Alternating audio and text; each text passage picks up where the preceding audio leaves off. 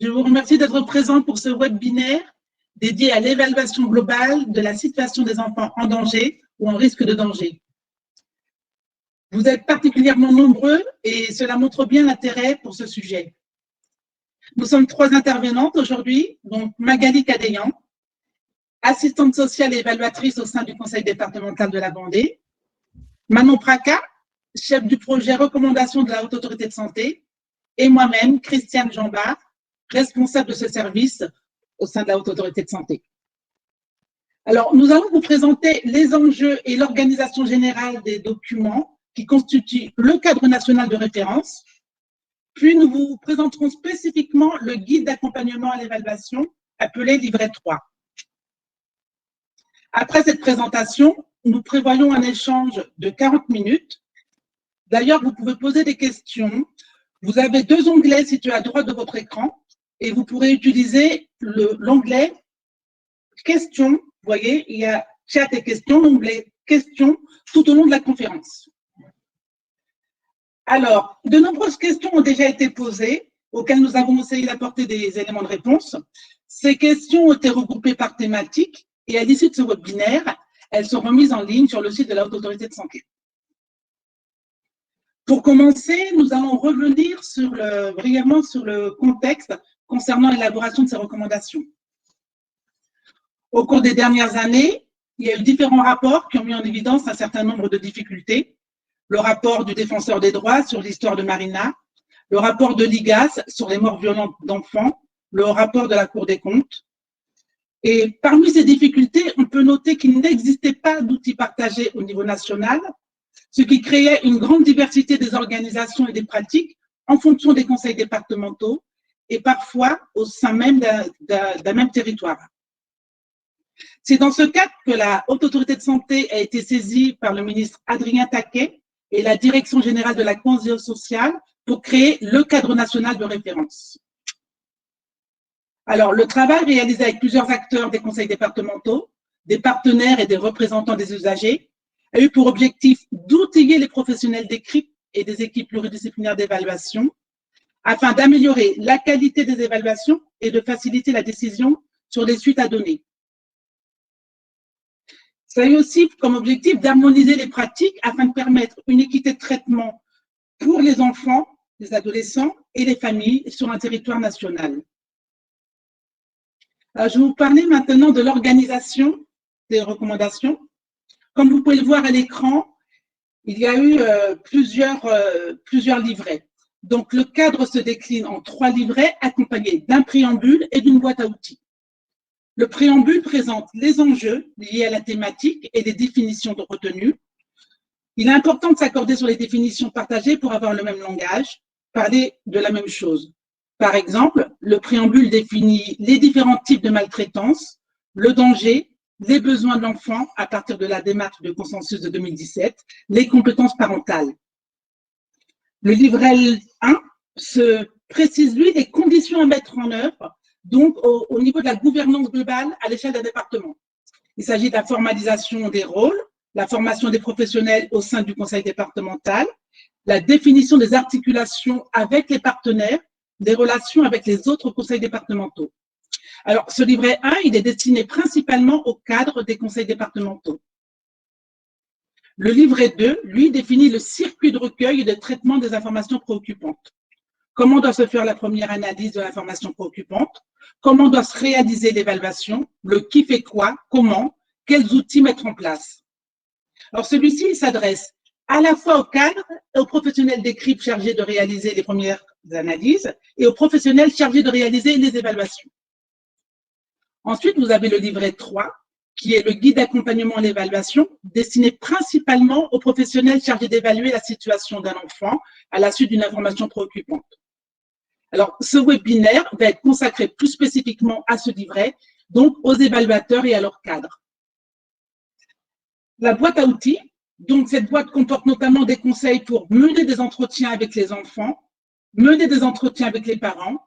Elle contient également une trame de rapport, des modèles de courrier à destination des parents. Alors, je vais revenir sur le livret 3. Je vais vous rappeler un petit peu, là, on va se focaliser sur les objectifs et modalités d'utilisation du guide. Donc, ce guide, il est important de redire qu'il est là pour soutenir soutenir les évaluateurs, vous proposer une base méthodologique d'intervention commune centrée sur les besoins fondamentaux de l'enfant.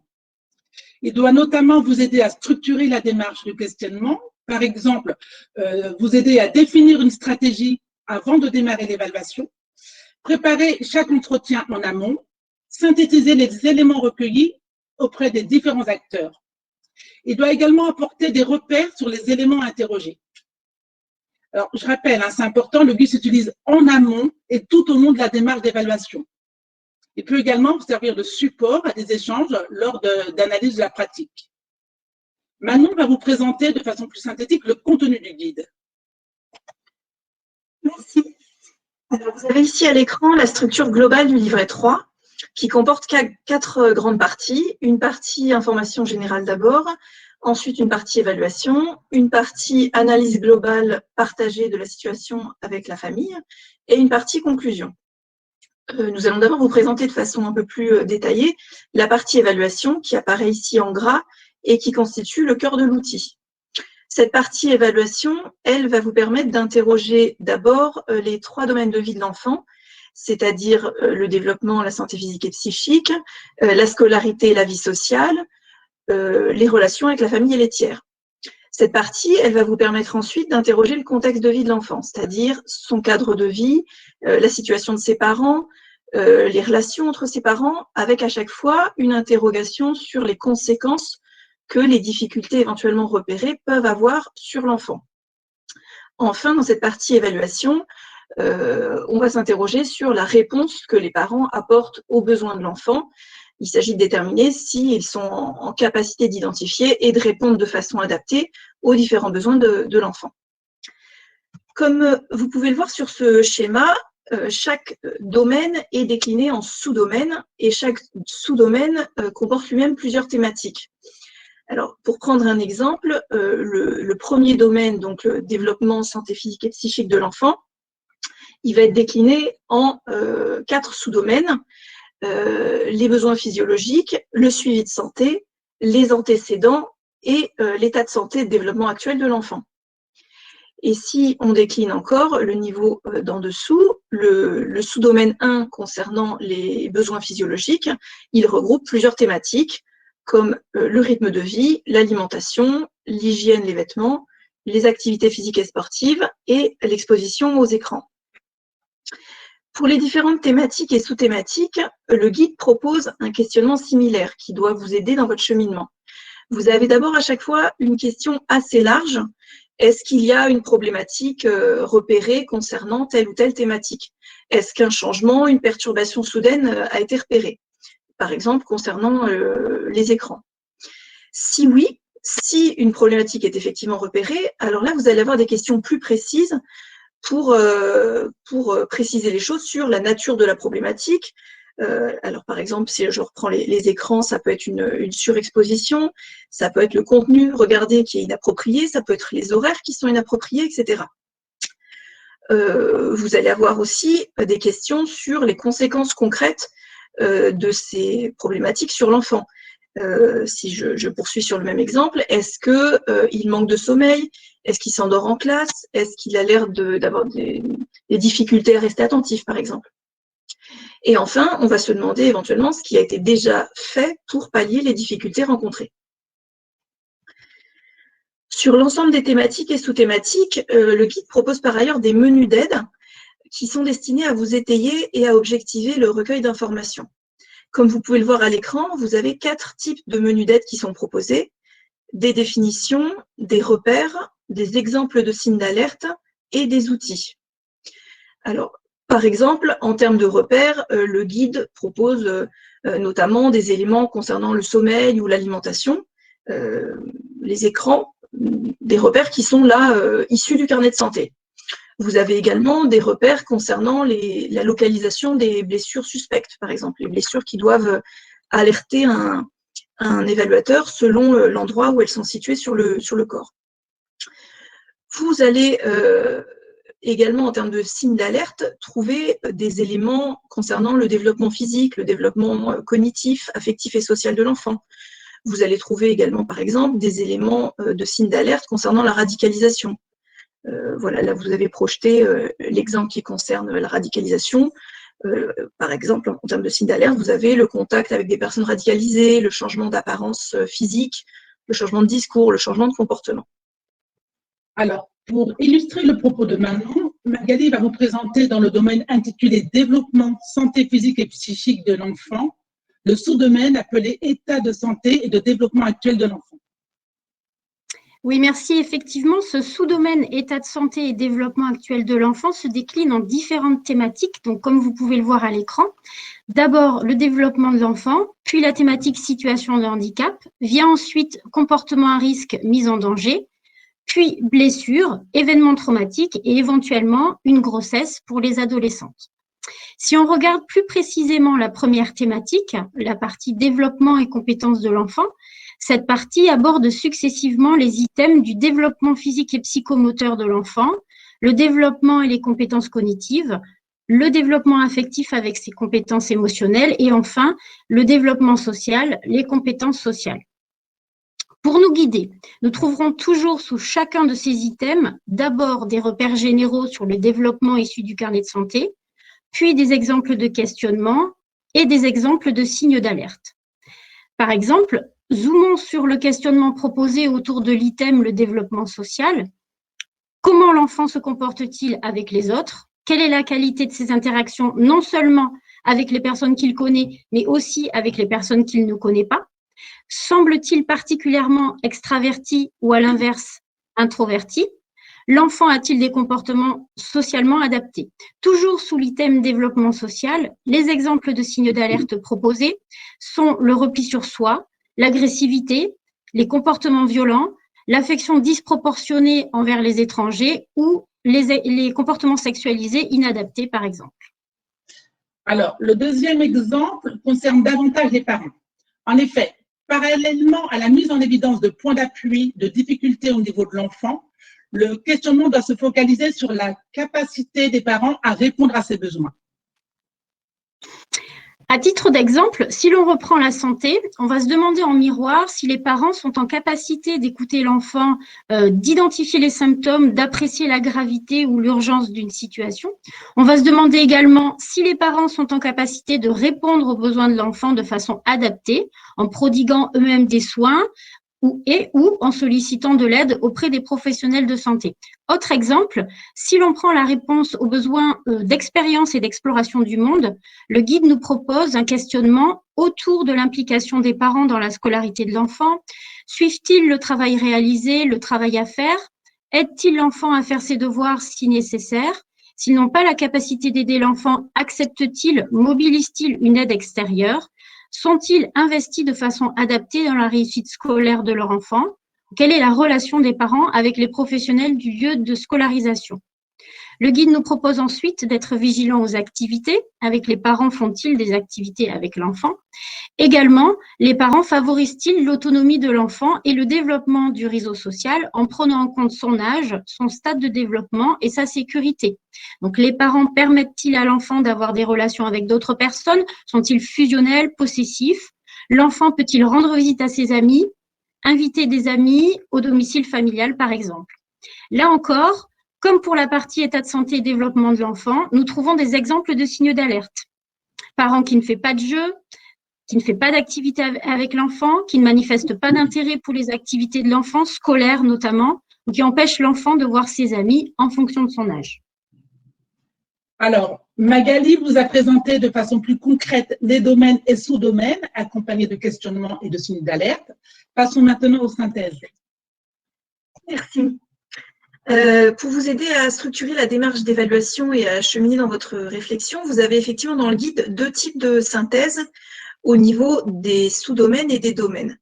Alors, au niveau des sous-domaines, d'abord, une synthèse va être destinée à vous aider à résumer les points de vue des différents acteurs concernés sur les difficultés rencontrées et les points d'appui. Donc là, vous voyez par exemple à l'écran, on a le point de vue de l'enfant, le point de vue des parents, le point de vue éventuel d'autres membres de l'entourage que vous aurez rencontrés ou avec lesquels vous allez échanger, que ce soit des personnes ressources pour l'enfant ou des professionnels qui interviennent auprès de l'enfant et de la famille. Et à la fin, vous avez l'analyse globale des évaluateurs à partir de ces éléments, avec d'un côté les éléments préoccupants et de l'autre les atouts et les points d'appui. À ces synthèses par sous-domaine s'ajoutent des synthèses par domaine, comme vous le voyez ici, par exemple pour le domaine santé, développement de l'enfant. L'objectif de ces synthèses par domaine, c'est vraiment de vous aider à progresser petit à petit dans votre compréhension de la situation en lien avec vos collègues. Ces synthèses, elles vont vous permettre notamment de faire le point sur les difficultés repérées, sur leurs conséquences sur l'enfant, mais aussi sur les hypothèses que vous allez petit à petit faire concernant les causes des difficultés. Je dis ça, ça renvoie à la phrase, à la question sur quelles sont les hypothèses des évaluateurs concernant les causes des difficultés repérées, puisqu'effectivement, on peut avoir une exposition à de la maltraitance, actuelle ou passée. On peut aussi avoir une situation de handicap, des troubles du neurodéveloppement repérés ou non au moment de l'évaluation, une maladie ou d'autres causes que la maltraitance qui peuvent expliquer les difficultés. Alors, comme vous l'avez compris, ces synthèses par domaine sont essentielles. Pour vous aider dans l'élaboration des hypothèses, le guide propose également des repères que Magali va vous présenter. En effet, une annexe dédiée aborde les différents types de maltraitance. Violence physique, violence sexuelle, violence psychologique, maltraitance, etc. Cette annexe propose pour chaque type de maltraitance toujours le même schéma, des exemples de questionnement et de signes d'alerte. Par exemple, concernant les violences psychologiques, le guide nous invite à interroger la présence d'éléments pouvant laisser penser que l'enfant est ou a été victime de violences psychologiques au sein du domicile familial ou à l'extérieur. Afin de nous aider dans ce repérage, le guide propose des exemples de signes d'alerte d'abord chez l'enfant, le manque de confiance, d'estime de soi, l'anxiété, la dépression, la recherche d'affection et d'attention, la réticence de l'enfant à rentrer chez lui, l'agressivité, l'isolement, les troubles alimentaires ou encore les automutilations. Le guide propose par ailleurs des exemples de comportements psychologiquement abusifs chez la personne en charge de l'enfant, comme le mépris, la terreur, l'isolement, l'indifférence ou l'exploitation. Alors, les difficultés rencontrées peuvent également être liées à un trouble du neurodéveloppement, à un handicap, repéré ou non. Et à ce propos, le guide propose une annexe spécifique. Donc, à titre d'exemple, le guide met en évidence les difficultés rencontrées dans les interactions sociales par les enfants présentant des troubles du spectre de l'autisme. Donc, des difficultés à adapter à leur comportement différents contextes sociaux, des difficultés pour supporter le contact physique, difficultés à regarder les personnes dans les yeux, à supporter le bruit, etc. Donc, ces difficultés peuvent engendrer des comportements sociaux inadaptés ou donner l'impression d'une absence d'intérêt pour autrui. Alors, nous avons présenté la partie évaluation. Passons maintenant à la construction de la conclusion. À l'issue de la phase d'évaluation et après un temps d'analyse partagée de la situation avec la famille et l'enfant, la partie conclusion doit vous aider à caractériser précisément la situation, puis à établir des préconisations concernant les suites à donner. Alors tout d'abord, afin de caractériser la situation de façon globale mais aussi synthétique, le guide liste les questions à se poser à l'issue de l'évaluation. Notamment, est-ce que les besoins fondamentaux sont garantis? Est-ce que la santé et le développement de l'enfant sont compromis? Est-ce que les parents répondent de façon adaptée aux besoins de l'enfant? Est-ce qu'ils sont en capacité de se mobiliser et ou de mobiliser leur réseau pour faire évoluer la situation? Est-ce qu'ils acceptent d'être aidés, etc. Après ce récapitulatif, le guide vous propose de qualifier le danger en interrogeant également la possibilité pour l'enfant de rester ou non au domicile familial. Et le guide vous propose d'identifier des objectifs de travail et d'accompagnement pour faire évoluer la situation.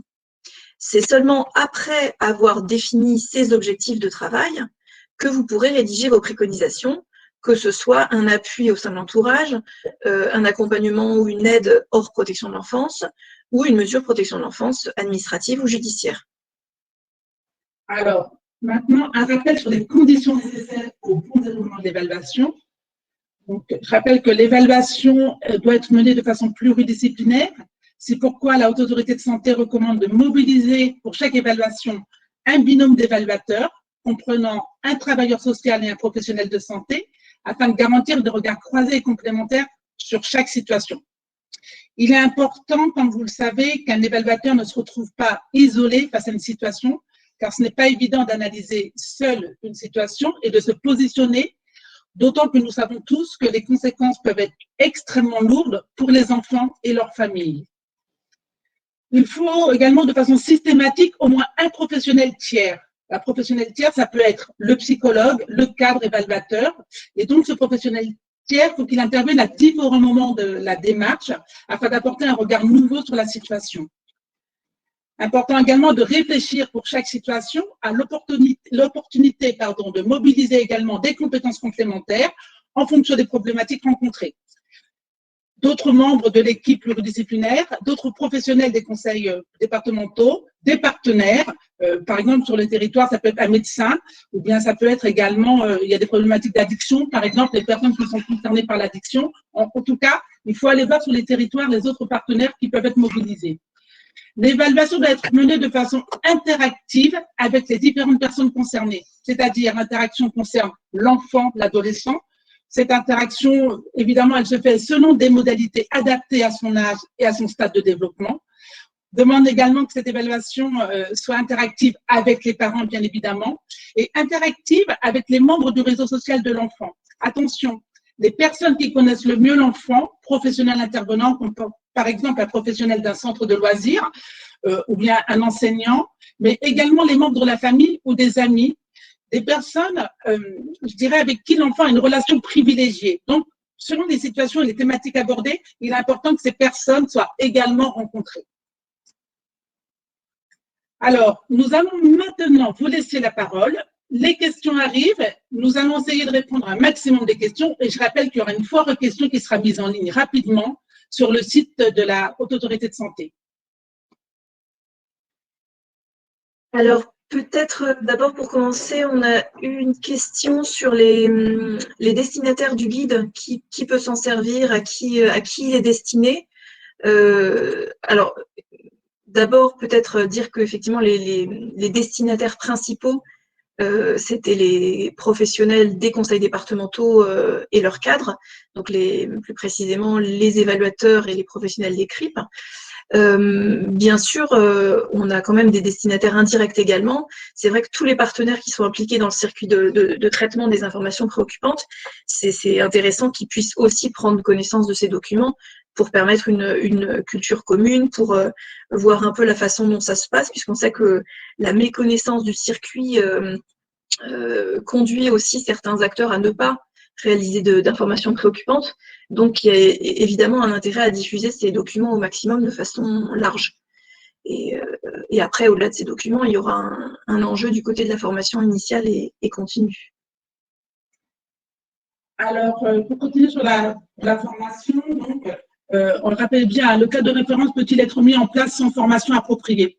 Évidemment, la formation est très, très importante. D'ailleurs, dans le livret A, il y a un volet qui concerne la formation, les temps d'échange à mettre en place. Et donc, on recommande vraiment qu'une formation systématique pour tous les évaluateurs, pour tous les professionnels de CRIP et pour les cadres soit mise en place.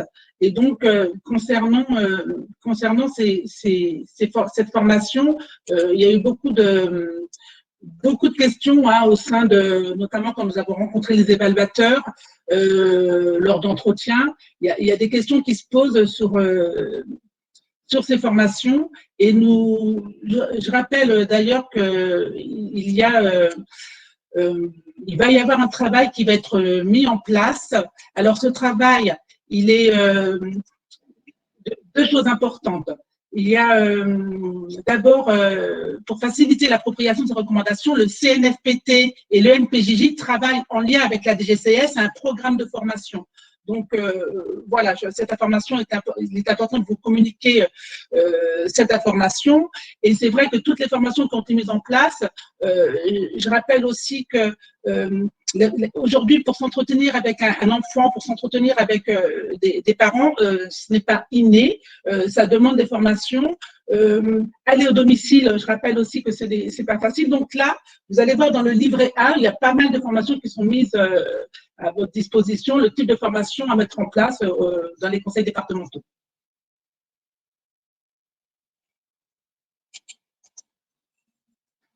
Alors, je vois une autre question.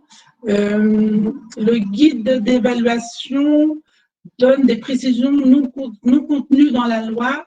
Est-ce que le guide fait l'obligation d'une mise en œuvre? C'est oui, laquelle? Alors, redire que ce sont des recommandations, que ça concerne tous les conseils départementaux, qui ne pas un statut de loi, mais c'est ce qu'on recommande. Donc, j'imagine que quand on se trouve sur un territoire, on essaye d'aller vers la recommandation la plus appropriée. Donc là, c'est vraiment pour accompagner les professionnels.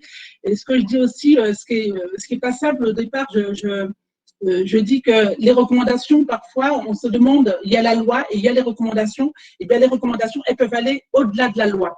Ça donne un cadre général et les recommandations de bonne pratique sont des repères pour les professionnels.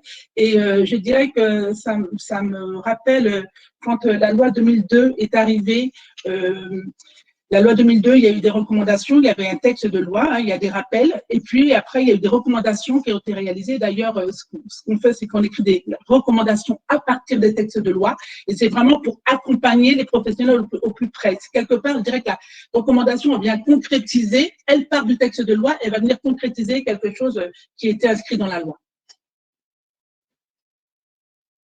Alors, vous avez aussi poser des questions concernant sur la thématique santé, sur qui s'en charge. Est-ce que quand les évaluateurs, une question notamment lorsque les évaluateurs sont deux travailleurs sociaux, comment faire pour avoir accès au carnet de santé? Alors effectivement, la thématique santé pour nous, elle est vraiment au cœur de l'évaluation. On se demande bien comment va l'enfant. C'est une des raisons pour lesquelles on recommande la présence d'un binôme avec un travailleur social et un professionnel de santé pour cette question de l'accès au carnet de santé qui on le sait, peut causer des difficultés.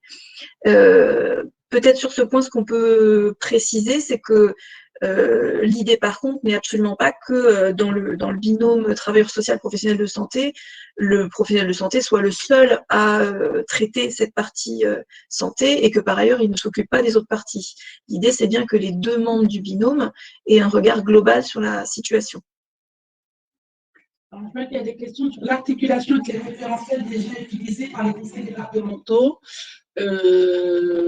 Donc oui, effectivement, cette question nous est revenue aussi pendant le groupe de travail.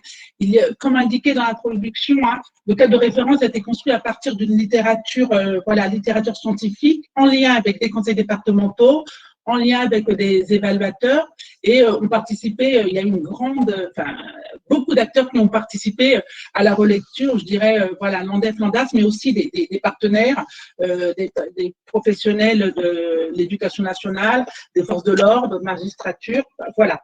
En tout cas, ce que je voulais vous dire, c'est que si les professionnels sont déjà formés à des… je rappelais tout à l'heure les formations qui étaient mises dans le livret 1, si les professionnels avec ces livrets sont déjà formés, il n'y a aucun problème et je dirais tant mieux. Et je dirais que pour aller plus loin, là aujourd'hui, il faut que… vous n'avez pas besoin d'être formé, mais il faudra juste s'approprier l'outil et la méthode. Donc là, c'est vraiment une articulation pour s'approprier l'outil que là, on vous présente et la méthode. Et là, je rappelle que c'est vraiment pour avoir quelque chose où, au niveau national, on parle de la même chose. Aujourd'hui, ce qui va être intéressant, c'est de se dire, voilà, moi, j'ai été formée, par exemple, à un autre outil.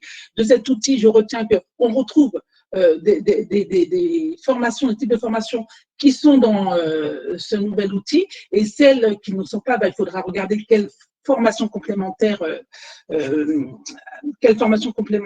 à avoir.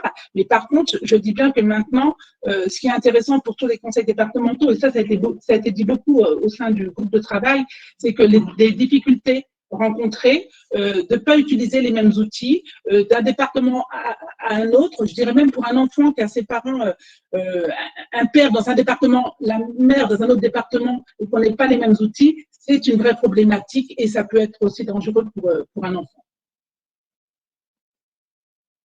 Alors, en termes de périmètre de l'information préoccupante, enfin plutôt périmètre de l'évaluation, pardon, on a une question sur est-ce que l'évaluation doit systématiquement constituer une enquête globale, je reprends les mots exacts, une enquête globale de la situation familiale, même antérieure, ou est-ce que c'est simplement une photo à un moment T? et la personne précisant que l'évaluation d'une IP représente souvent seulement deux rendez-vous. Alors, peut-être dire que, effectivement, en termes de périmètre, on est bien sur une évaluation globale de la situation, donc c'est-à-dire globale au sens pas uniquement les éléments contenus dans l'information préoccupante. Après, en termes de période couverte, évidemment, l'objet n'est pas de refaire systématiquement tout l'historique du parcours de la famille et d'entrer dans la chronologie détaillée. Mais c'est vrai qu'on va quand même s'interroger sur un certain nombre, entre guillemets, d'antécédents. Sur ce qui s'est passé auparavant, est-ce qu'il y a eu notamment des informations préoccupantes précédemment? Est-ce qu'il y a eu des accompagnements et qu'est-ce que ça a donné? Du côté de l'enfant, on l'a évoqué tout à l'heure, il y a une partie sur les antécédents dans laquelle on se demande s'il y a eu des hospitalisations, des accidents répétés, par exemple. On va s'interroger sur le parcours de vie de l'enfant et sur d'éventuelles ruptures. Est-ce qu'il y a eu un grand nombre de déménagements, une séparation avec les parents, des événements traumatiques, etc. Et puis, évidemment, du côté des parents, on va s'interroger aussi quand même sur l'histoire familiale et leur parcours. De la même façon, il peut y avoir des difficultés dans leur parcours, dans leur histoire familiale, qui peuvent avoir un impact sur l'enfant. Alors, il y a eu quelques questions sur les relations avec l'enfant, sur les entretiens, comment aborder au mieux les entretiens avec les enfants, est-ce qu'on peut le faire en binôme, comment préparer la rencontre avec l'enfant, comment distinguer le vrai du faux dans les dires des enfants. Voilà. Alors, ce que je voulais dire, c'est que là, par rapport à toutes ces questions, l'entretien de préférence se fait avec un seul évaluateur. Hein, vous verrez dans les fiches, là, dans la boîte à outils, on a rappelé ça afin d'éviter que la situation déjà complexe, voire traumatisante pour l'enfant, ne soit trop asymétrique. Et donc, d'une façon générale, les personnes se confient plus volontiers lorsqu'elles sont avec un seul interlocuteur. Donc ça se définit aussi un petit peu en amont.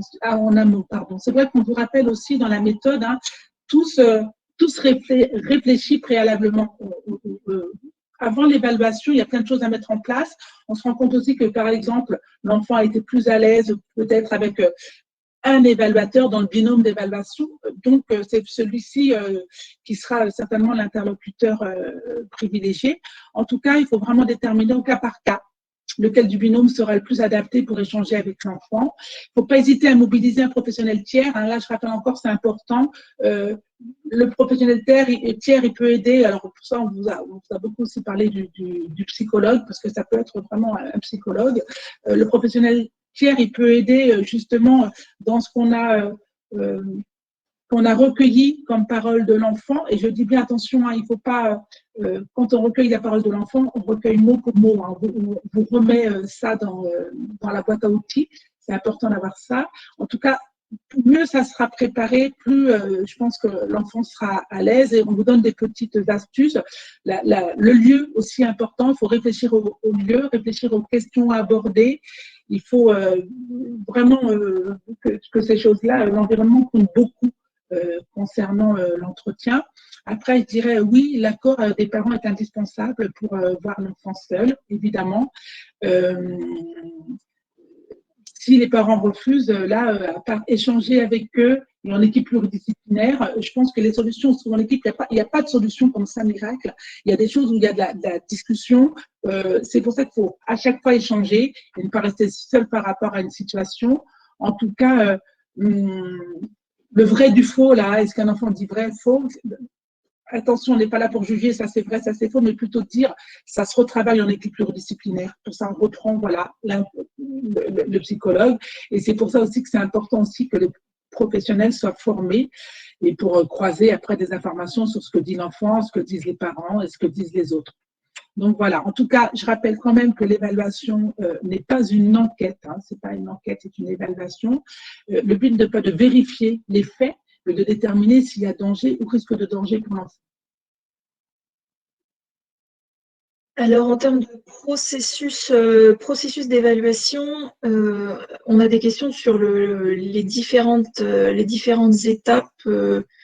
Est-ce qu'il y a un ordre à suivre, etc., entre les différents entretiens, les différentes personnes rencontrées?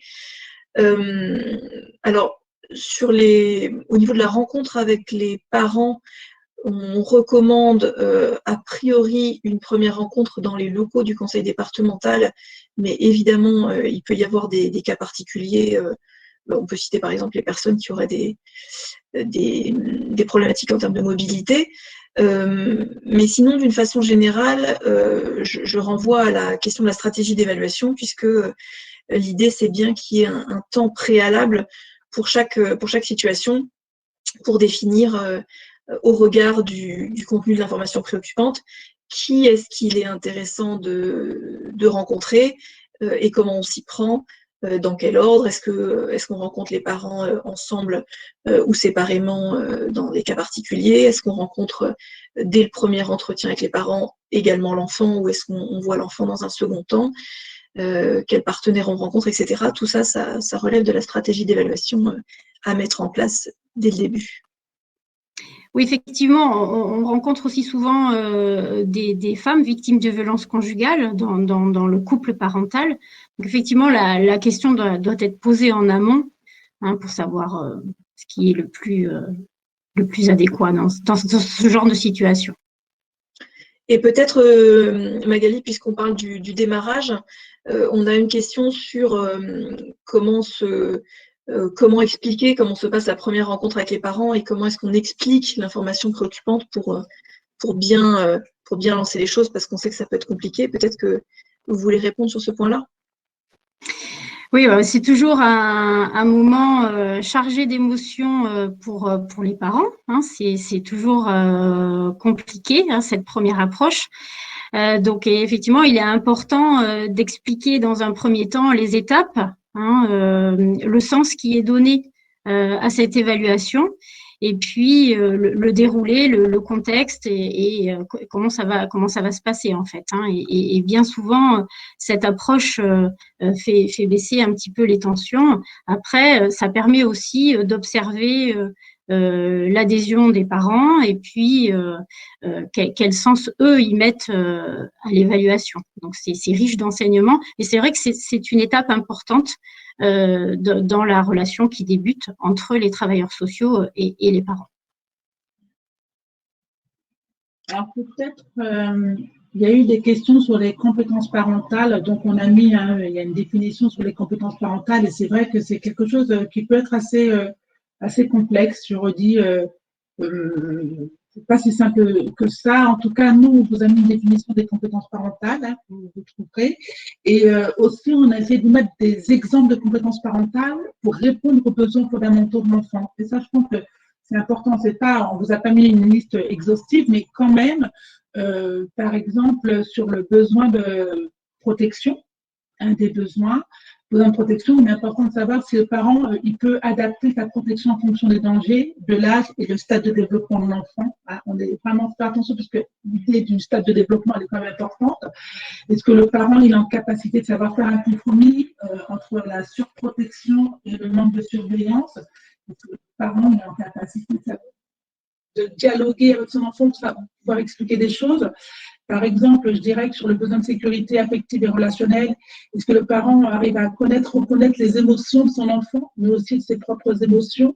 Et est-ce que le parent sait observer, déchiffrer et répondre de façon adéquate aux besoins de l'enfant, aux besoins affectifs de l'enfant? Enfin voilà, on pensait, avec le groupe de travail, on pensait qu'il était important qu'il y ait quelques exemples de données, de repartir des besoins fondamentaux et demander, par exemple, la définition peut-être ne vous parlera pas beaucoup, la définition des compétences. Donc, c'est pour ça que le tableau, il a été mis pour vous aider dans des choses plus concrètes. Est-ce que le parent a la capacité de gérer un conflit, de négocier, mais aussi de résister aux pressions? Voilà, ce sont des petites choses qui nous semblaient importantes pour vous, évaluateurs, quand vous allez sur le terrain. Alors, je vois qu'il y a eu une question sur les modalités d'organisation pour l'évaluation des situations d'enfants dont les parents résident sur 2 départements différents. Alors là, je vous renvoie au livret 1 qui concerne la gouvernance globale du dispositif de recueil et traitement des informations préoccupantes. À la fin de ce livret 1, vous avez un chapitre qui est dédié à cette question-là, sachant que évidemment, les modalités d'organisation très concrètes vont dépendre aussi des organisations départementales, c'est-à-dire, dans certains cas, l'interlocuteur va être, entre deux départements, va être la CRIP, d'autres cas, ça va aller directement sur le terrain. En tout cas, nous, ce qu'on recommande, c'est que déjà, cette question de l'articulation entre conseils départementaux, elle soit posée par écrit dans un document de référence départementale, que ce soit donc pensé d'une façon générale en amont sur comment on s'y prend. Et puis, par ailleurs, pour chaque situation, ce qu'on préconise, c'est que il y ait un pilote, le pilote étant le département dans lequel réside l'enfant, ou alors en cas de résidence partagée 50-50, que ce soit le conseil départemental dans lequel l'IP a été émise. Et après, ce qu'on recommande, c'est qu'il y ait des temps d'articulation, un temps d'articulation systématique au démarrage, et ensuite des points en cours de démarche pour qu'il puisse y avoir vraiment une évaluation de part et d'autre, y compris une évaluation, donc évaluation de la relation de l'enfant avec chacun des parents, et évaluation du cadre de vie, etc. Alors, on a une question, pourquoi parler de professionnels tiers? Le psy fait partie intégrante de l'équipe pluridisciplinaire. Alors, certaines équipes pluridisciplinaires ont un psychologue, et c'est très bien quand on n'a pas. Dans les professionnels tiers, en tout cas, il est important d'introduire aussi également l'avis, le regard d'un psychologue. Du côté des émetteurs d'IP, parce que c'est vrai que parmi vous, là, ce matin, on a pas mal de partenaires émetteurs d'IP. Je vois qu'il y a des questions, notamment du côté des assistantes maternelles. Alors, il y a vraiment des interlocuteurs en tant qu'assistante maternelle, vous avez des référents habituels, si je peux dire, mais dans tous les cas, la CRIP est censée être une instance ressource pour répondre à vos questions lorsque vous êtes en difficulté, lorsque vous avez un doute sur une situation de danger ou de risque de danger. La question a également été posée un peu du même ordre du côté des émetteurs d'IP sur les numéros de téléphone dédiés et le fait que vous ne pouvez pas forcément être certain que votre intervention a été prise en compte. Alors, on sait qu'effectivement, il y a une problématique de ce côté-là et que le fait de ne pas avoir de nouvelles de ce qui est fait ou pas conduit certains émetteurs à ne pas faire d'IP ou à ne plus en faire. Là, on recommande vraiment à ce qu'il y ait systématiquement une information sur les suites données, à minima sur la prise en compte de l'information préoccupante. Alors, on regarde les questions, elles sont très nombreuses. Les deux AS, de travailleurs sociaux. Donc, on recommande vraiment, on l'explique bien dans le livret 3. Pourquoi? On recommande vraiment qu'il y ait vraiment le professionnel, le travailleur social et le professionnel de santé. Ce sont des compétences différentes, voilà, ce ne sont pas non plus les mêmes études. Et donc, le binôme, si on veut vraiment que ça soit plus effectif pour l'évaluation, pour les enfants et pour les familles, il est important qu'il soit composé vraiment de ces deux professionnels pour avoir le double regard. Et c'est vrai que c'est pour ça quand on conseille de préparer les entretiens en amont, on sait très bien que les choses, on ne parlera pas de la même chose. Et puis, il y a l'histoire du carnet de santé, je vois, parce que ça a été beaucoup soulevé dans le groupe de travail. Ça permet également aux professionnels de santé de, justement, sans problème, de pouvoir demander aux parents à regarder le carnet de santé. Et ça, c'est quand même important.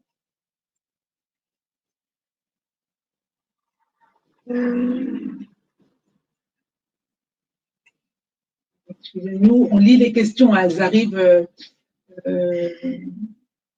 Alors sur le binôme, il y a une question sur concrètement comment se passe l'intervention, les articulations. Est-ce que c'est sur le même temps de rencontre à des moments différents? Pour nous, l'important, c'est qu'il y ait croisement de regards, réflexion partagée, et donc les compétences des deux personnes. Mais évidemment, on ne préconise pas forcément que tout soit fait au cours de la démarche d'évaluation à deux. Donc là encore, c'est un des éléments qui peut être abordé sans doute au moment de la stratégie d'évaluation. tout à l'heure, quand on parlait des entretiens avec l'enfant, voilà, on parlait du fait que ça peut être intéressant avec les enfants d'être seul pour pas être deux face à un enfant. Ce genre de décision mérite d'être prise au cas par cas pour chaque situation. Voilà, telle rencontre, qui l'a fait. Ça dépend aussi de chaque professionnel mobilisé. Certains ont, du fait de leur expérience, des formations qu'ils ont pu suivre, ont parfois des compétences, des appétences spécifiques sur certaines thématiques. Il faut vraiment pouvoir définir au cas par cas qu'est-ce qui est le plus pertinent.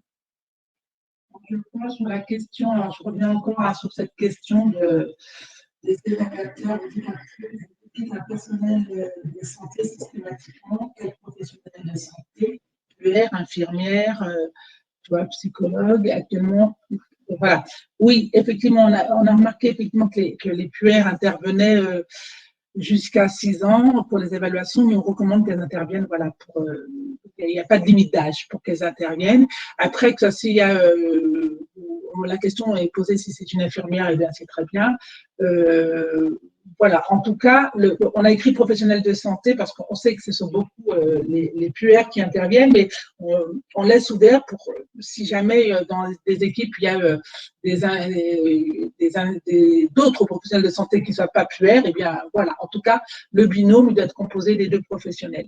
Et c'est vrai que la limite d'âge, elle pose quand même, enfin, elle pose question aujourd'hui. Et c'était délicat, voilà, d'indiquer dans un document, je dirais, de l'autorité de santé que seulement les enfants, même si on sait qu'il y a des choses très spécifiques pour les bébés et pour les moins de 6 ans, en tout cas, pour toute évaluation, la Haute Autorité de Santé recommande que ce soit ce binôme, travailleur social et professionnel de santé.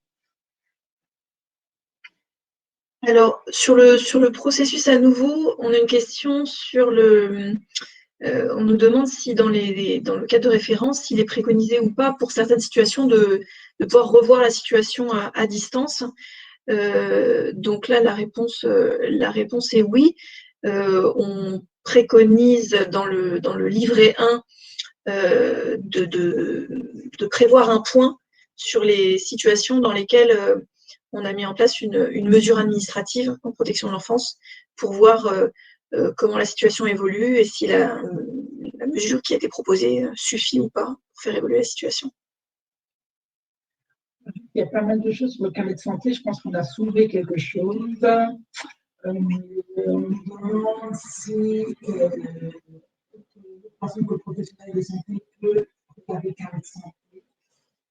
Évidemment, il y a une recherche qui a été faite dans les textes de loi. Non. Le professionnel de santé peut vérifier le carnet de santé et non pas l'assistante sociale ou l'éducateur spécialisé. Voilà, on est retourné aussi, quand on élabore des recommandations comme ça, il y a une analyse juridique qui est faite aussi. Et donc, je vous confirme que ça concerne bien le professionnel de santé, carnet de santé. Alors, avez-vous des professionnels formateurs compétents pour former les cadres et les professionnels de l'évaluation et l'utilisation de ce guide? Aujourd'hui, je dirais que non. Nous, vraiment, voilà, notre rôle est d'élaborer des recommandations, de faire des entretiens avec les personnes, de constituer des groupes. Après, par rapport à ce travail qui a été fait, oui, je pense qu'il y a des formations qui vont se dégager. Il y a certaines personnes déjà, il y a déjà des formateurs qui travaillent par rapport à ce qui a été réalisé. Mais nous, au Autorité de santé, on ne pourra pas vous conseiller d'aller sur tel type d'évaluateur. C'est pas dans nos missions. Alors, il y a pas mal de questions autour de la durée des évaluations, de la durée contrainte, des moyens, etc. Alors, il est vrai qu'à ce jour, il n'y a pas eu d'études sur la durée qui serait objectivement nécessaire, ce qui permettrait par conséquent de déterminer les moyens nécessaires. Donc, ce qui est certain, c'est que nous, en termes de recommandations, ce qu'on préconise, c'est que d'une part, pour chaque situation, au moment de l'affectation, on se pose la question de la charge de travail du des professionnels, des évaluateurs à qui on affecte l'évaluation. Et là, on pense en particulier à la situation des évaluateurs qui ont différentes missions en parallèle. Donc, première chose, se préoccuper de cette charge de travail. Et puis, deuxième chose, effectivement, par rapport au caractère contraint de la durée totale du traitement de l'IP, c'est vrai qu'on préconise déjà à minima qu'il y ait une organisation dès le tout début de l'affectation de l'IP pour que les deux évaluateurs du binôme s'organisent entre eux, puisque des fois, il y a juste des problématiques d'agenda qui sont difficilement compatibles. Donc, on préconise de régler cette thématique-là le plus en amont possible. Mais effectivement, reste qu'il peut y avoir des cas de rendez-vous annulés, etc., qui forcément vont étaler la durée d'évaluation.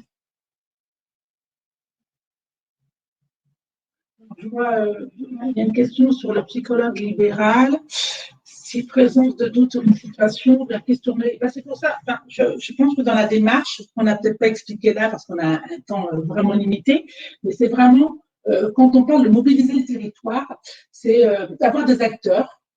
En amont de toute évaluation, la réflexion qui se pose, c'est par rapport aux problématiques que l'on rencontre dans les évaluations. C'est comme si là, on demandait de faire un diagnostic des évaluations et de se dire, tiens, on est souvent confronté à une problématique, je dirais, une problématique d'addiction. Ou bien une problématique qui concerne, on a parlé pendant le temps d'échange, là, on a parlé du trouble du neurodéveloppement. Il y a des problématiques qui concernent, je ne sais pas, le suicide. En tout cas, ça veut dire qu'en amont des évaluations, il y a une cartographie qui est faite sur le territoire et on doit savoir si une problématique d'addiction, si c'est le trouble du neurodéveloppement ou si c'est vers qui s'adresser. C'est pour ça qu'on dit qu'il y a l'équipe pluridisciplinaire, certes, et les compétences, elles ne peuvent pas être uniquement en interne. Donc, sur le territoire, il y a des compétences à aller chercher, des compétences complémentaires à vos compétences. Et c'est très important qu'elles soient faites en amont des évaluations parce que au moment où on voudra interpeller quelqu'un sur une problématique, on a s'il y a une suspicion de quelque chose, s'il y a une interrogation, une hypothèse, eh bien, les acteurs du territoire doivent être mobilisés en amont, c'est-à-dire qu'il y a des conventions qui sont faites avec ces acteurs. Je pense qu'aujourd'hui, on parle beaucoup du psychotraumatisme concernant l'enfant. Il y a des acteurs sur les territoires qui concernent le psychotraumatisme. Pour l'autisme, il y a des centres ressources autisme, il y a les centres experts. Pour addiction, il y a les professionnels de l'addiction. En tout cas, la question, c'est en amont, et dans ces équipes, il peut y avoir aussi, et ça peut être aussi un psychologue en libéral, ça peut être aussi, le libéral a aussi toute sa place. En tout cas, c'est d'avoir en amont des évaluations, de voir un petit peu sur le territoire quels sont les professionnels que vous pourriez mobiliser et échanger avec eux pour qu'au moment où vous aurez besoin de ces professionnels, de ces acteurs, de ces professionnels, vous puissiez, au moment où vous en avez besoin, eh bien, qu'ils puissent être mobilisés, qu'ils puissent être présents et répondre à l'appel. Donc, avant de prendre peut-être une dernière question, puisqu'on arrive au terme de ce webinaire, je voulais faire juste deux petites précisions. C'est que ce livret, il est accessible à tous, donc aux professionnels, aux jeunes professionnels, aux professionnels plus aguerris, mais aussi aux étudiants, même aux émetteurs d'IP, vraiment accessible à tous. Et puis, une deuxième précision par rapport à l'accord parental pour échanger avec l'enfant. Donc, l'accord parental, il est nécessaire pour échanger avec l'enfant, mais pas forcément pour échanger avec l'entourage, parce qu'il y a beaucoup de questions par rapport à ça. Là, je me permettais de faire cette précision. Oui, merci Magali. Et peut-être effectivement préciser que en ce qui concerne l'entourage, là encore, les personnes à rencontrer doivent être définies au cas par cas en fonction de la situation, en fonction du contenu de l'information préoccupante, etc. Peut-être, avant de laisser Christiane répondre à une dernière question, peut-être sur les professionnels mobilisés, ça me semble important. Il y a une question deux personnes même qui ont posé la question des professionnels mobilisés. Est-ce que un professionnel qui accompagne peut également être évaluateur? Donc là, c'est vrai qu'on recommande autant que possible qu'il y ait un regard tiers, une autre personne que la personne qui accompagne habituellement, qui fasse l'évaluation de la situation. même si effectivement un évaluateur va, si la personne est déjà accompagnée, va se tourner vers la personne qui accompagne pour avoir des éléments sur la situation, sur ce qu'il en est, comment se passe l'accompagnement, etc. Mais il n'empêche qu'on préconise un regard tiers. Juste là, des questions concernant l'appropriation. Hein. Donc, ce que je veux dire, c'est que aussi pour faciliter l'appropriation des différents documents, nous avons fait une synthèse. Nous allons mettre à disposition sur le site et voilà, dernièrement, après un échange avec le groupe de travail avec qui nous sommes toujours en lien, nous proposons également de mettre un PowerPoint pour qu'il vous explique un petit peu les étapes. Donc, il y a la synthèse et le PowerPoint, et en tout cas, le travail d'appropriation, moi je le rappelle là par rapport à cette question, il doit se faire, ça doit se travailler en équipe pluridisciplinaire, et tout seul dans son coin, ça serait vraiment regrettable. Et puis, dans les questions qui sont posées là, ce qui est important, peut-être, avant de partir avec l'outil comme ça, clé en main, c'est peut-être se dire, voilà, on travaille en équipe pluridisciplinaire, on repart peut-être d'une situation, et on regarde les items, on regarde comment on aurait pu remplir les synthèses, on regarde aussi des signes d'alerte, ce qui est proposé, tiens, qu'est-ce qu'on a repéré, qu'est-ce qu'on n'a pas repéré, donc repartir d'une situation qui vient d'être terminée, je dirais, enfin, d'une ancienne situation, pour regarder comment on aurait pu plus ou moins ce qu'on a fait et ce qu'on n'a peut-être pas fait et qui sera à faire prochainement, excusez-moi. En tout cas, ne pas oublier qu'il faut que ce guide soit vraiment utilisé en amont, et que si vous avez des questions, des difficultés, il faut vraiment en échanger en équipe pluridisciplinaire et pas seul. Et quand on parle de l'analyse de la pratique, c'est vrai que utiliser l'analyse de la pratique, ça peut être aussi un très très bon outil pour partager avec les collègues, puisqu'on a vu que aussi par moment, dans les entretiens qu'on a menés avec les évaluateurs, il pourrait y avoir aussi un petit manque à ce niveau-là. Peut-être que pour terminer, on peut vous rappeler que le replay de ce webinaire et la présentation qu'on a pu vous faire vont être disponibles sur le site de l'AHS dans les prochains jours. Et d'ailleurs, vous avez déjà accès sur la page du cadre de référence aux différents documents qu'on a pu citer.